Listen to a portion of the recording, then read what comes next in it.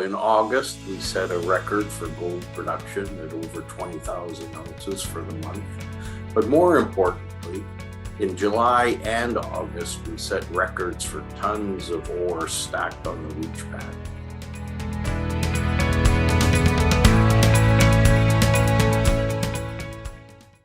Hello to viewers tuning into Assay TV. We're catching up with Victoria Gold, the Yukon's leading gold producer developer company. And I'm very pleased to be speaking once again with John McConnell, who's president and CEO of the company. John, welcome back to the show. Good day. Pleasure to be here. Great. So we're talking about your flagship Eagle gold mine at the Dublin Gouch property in Yukon, and you've had your Q2 results back in August. Can you just recap for the viewers some of the highlights from those results? Yeah, I think the key highlight is, we did put out last week the results for July and August, and I know that's unusual to put out results monthly as opposed to quarterly, but we just felt that going into the Denver Gold Show, we needed to put out the results because they were indeed very good. So in August, we set a record for gold production at over 20,000 ounces for the month. But more importantly, in July and August, we set records for tons of ore stacked on the leach pad. Right. And because this is a leaching operation, it sounds simple, but it's not. The more ore you get stacked on the pad in a month and you get area under leach, the more gold you get. So it's just a very good indication that the mining and processing is turned the corner and is going well. Excellent. Yeah, glad to hear that. So just for clarity on the technical aspects then, and going into that stacking, how long does the ore sit on the heap leach pads for? Could it be quite some time? I guess it depends how much you're piling up. Yeah, this is a valley leach, so we work our way up the valley, and essentially the ore is always under leach. But in our case, we get about 80% of the gold off in the first 50 days of leaching.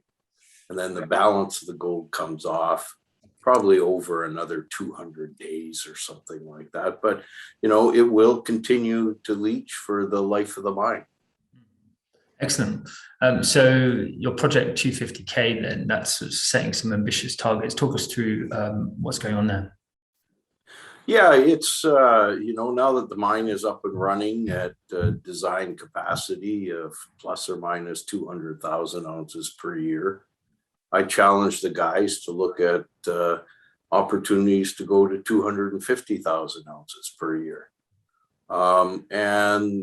We've looked at two things, and we're really addressing the low-hanging fruit here with this.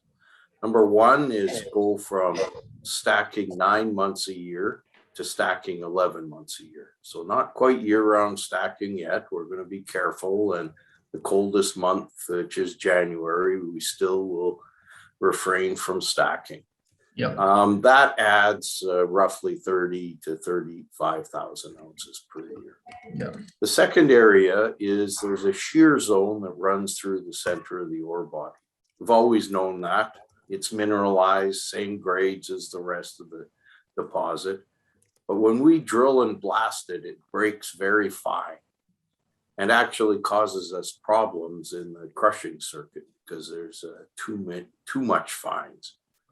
So we're looking at putting a screening deck between the secondary and the tertiary crushers, screen off that very fine material, and put it back on the overland conveyor to the leach pad without going through the tertiary crusher system. That would give us another 20% capacity through the system and add another 25 to 35,000 ounces per year. So pretty simple, 200,000 plus 25 plus 25 gets us to 250.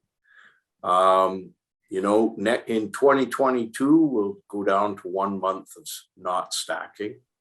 And in terms of the screening plant, we've done the preliminary engineering now. We've moved into detailed engineering, and we'll start ordering the long lead equipment in October We plan to start construction in May, June, and July, and should have the whole system up and running in August of 2022. Excellent. I just want to pick on what your first part of that strategy to ramp up to 250K, where you're talking about adding months, because these have historically been the winter months that you don't drill. How is it now possible that you can? Is it just simply a case of changing the technical setup, the equipment, and making it happen, or are you very much dependent on the weather conditions? No, it's really getting experience with the leach pad. What you don't want to do is freeze a portion of the leach pad, because it's very difficult to unfreeze it. So we've got 2 winters under our belts now, and are very comfortable going to 11 months of stacking per year. We also monitor what Kinross is doing at Fort Knox on their leach pad. They started the same way we have, stacking only during the warmer months of the year. But for the last 5 years, they've been stacking year round. So, again, we're quite comfortable going to that. And hopefully by 2025, we go to year round stacking. Yep, excellent. That's good. Okay, so what does this do to the second half production? The pressure's on to some degree. You said it yourself, you've sort of challenged you guys and your team, but does this add a lot more pressure that your shareholders are now going to be holding you to? I don't think so. We're still tracking against our guidance, and we've always said, because we didn't stack the coldest months of the year, our production would be skewed to the second half. Yeah. So okay. On a month-to-month basis, we're bang on our budget. So it's no greater pressure. We just mine to our budget. Yep. Okay. Well, that's a good point to come on to the financings then. Presumably liquidity is good. You're generating cash and selling gold, which is great. And you had a deal where Kerr Mining took on became a larger shareholder in the company. Could you just update viewers on the situation there, and if that has any impacts on the strategy from here? Yeah, so in terms of the original financing for the construction of Eagle, it was led by a private equity firm, Orion Mine Finance. Yep. And over time, they purchased Osisko's block and Electrum's block. So they actually had a 38% interest in Victoria. They were great shareholders, but being a private equity firm, at some point, they're expected to give money back to their limited partners. And so they chose to sell 17.8% of their holding in Victoria to Coeur Mining. So Coeur is like Orion and many large institutions, a large shareholder of Victoria now. Yep. Where we go next is kind of up to them. But the thing we're doing is, Project 250. I haven't talked yet about Project 2040. We've got a very large exploration program this year. So if Coeur is going to make an offer to our shareholders for the balance of the shares, we want to maximize that number. So, we're doing everything we can to demonstrate value for the market. Yep, absolutely. Okay, great. Let's pick on a couple of the things you mentioned there then. Project 2040, firstly, take us through, what you're doing with the additional drilling and extending the mine life within Eagle. Yeah, we've always known that the ore body was open at depth. Current, feasible pit goes down to 350 meters, but that was done at $1,250 gold. So at higher gold prices, once the debt is paid off, the economics change. So, I wouldn't say we'd planned to do it this year, but Coeur kind of forced our hand. So we have now drilled off the deposit down to 850 meters. We're still waiting for assays, but we'll have some news flow on that certainly by the end of the year. Excellent. And that's to take the life of the mine out to 2040. So adding another 10 years to the mine life. Yep. Excellent. Look forward to hearing about how that goes. With regards to other exploration, do you have any updates on any other targets within the Dublin Gulch property? We're very busy. Our budget this year is $12.5 million, probably the largest exploration program in the Yukon. And our main focus is a target called Raven out to the east. It sits within another large granodiorite intrusive with very similar characteristics to the intrusive that hosts Eagle. We made a discovery there in 2019 called Raven. 2020, we had a limited program because of COVID. But now we're currently out there again. We have 3 drills running, and we've extended the strike length of the deposit to over 1 kilometer and width of half a kilometer. And we've drilled it down to 180 meters. The mineralization starts right on surface. It appears to be probably double the grade of Eagle at close to 1.5 grams. So, you start adding ounces pretty quickly.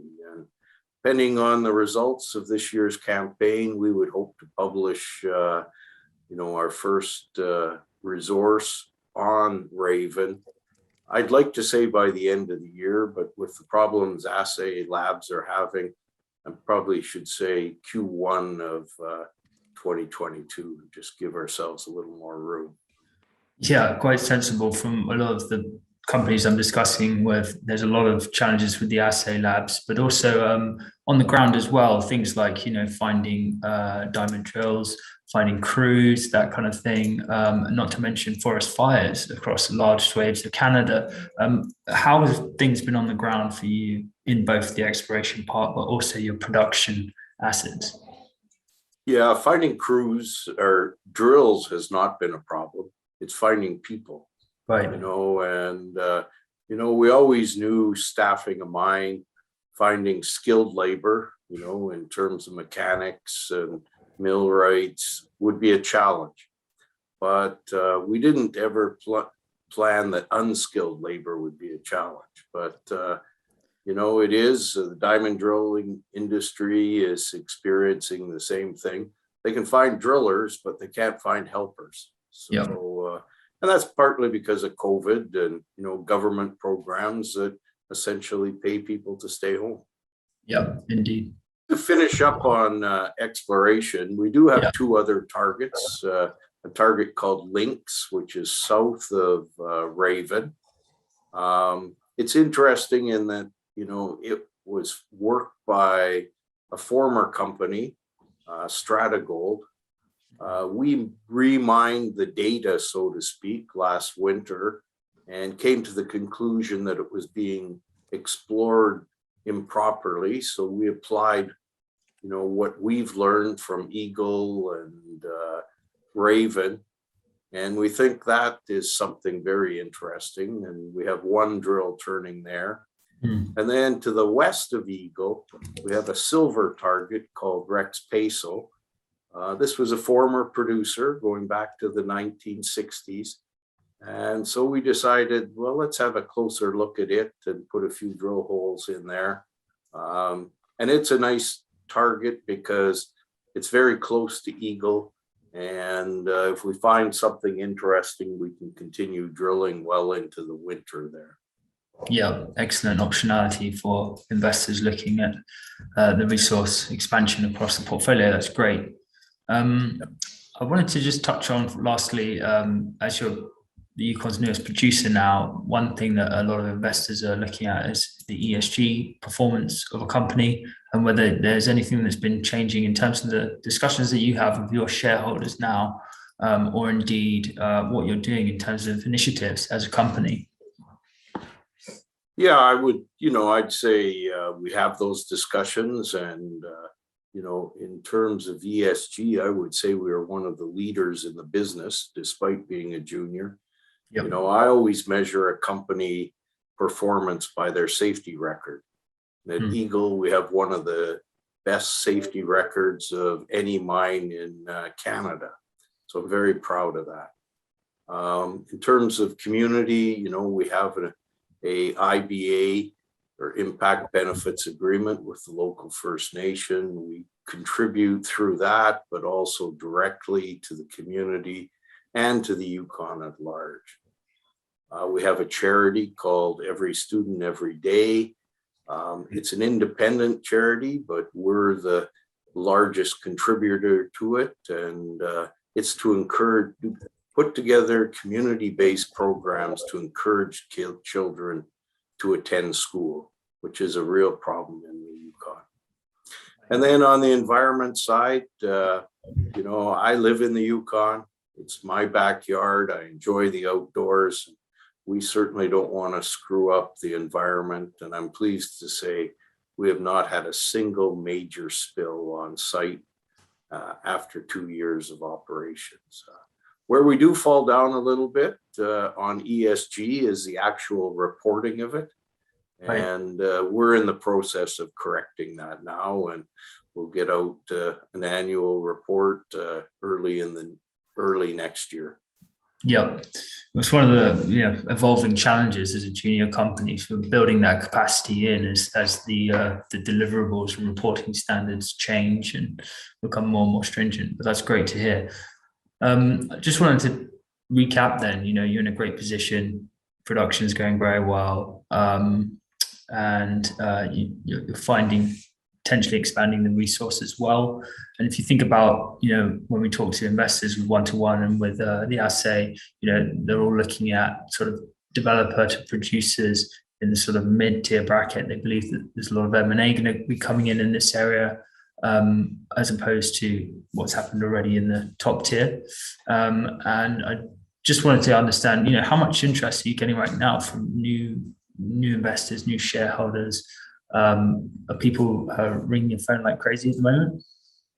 Well, I wouldn't say like crazy, but in terms of our shareholder registry, we've had 3 or 4 new shareholders buy in the market, Victoria stock. We welcome that. As well, we've had a number of mid-tier and seniors call us looking to sign CAs and get into a data room and start doing some due diligence. And we've been accommodating a number of those. And then, we're not going to sit still and wait for somebody to come and acquire us. As I mentioned before, we started taping. We had a team at the Denver Gold Forum focused on business development. So we're starting to look at opportunities where we might come into a company and take a toehold, or we may acquire that company and move from being a single asset producer to a multi-asset producer. Yep. Fantastic. That's great to hear about growth and coming back onto the agenda. Okay, John, that's great. Really good to get an update on Victoria Gold. Thanks for talking us through that, and thanks for joining Assay TV today. Great. Thanks, Adam. Good interview. Cheers.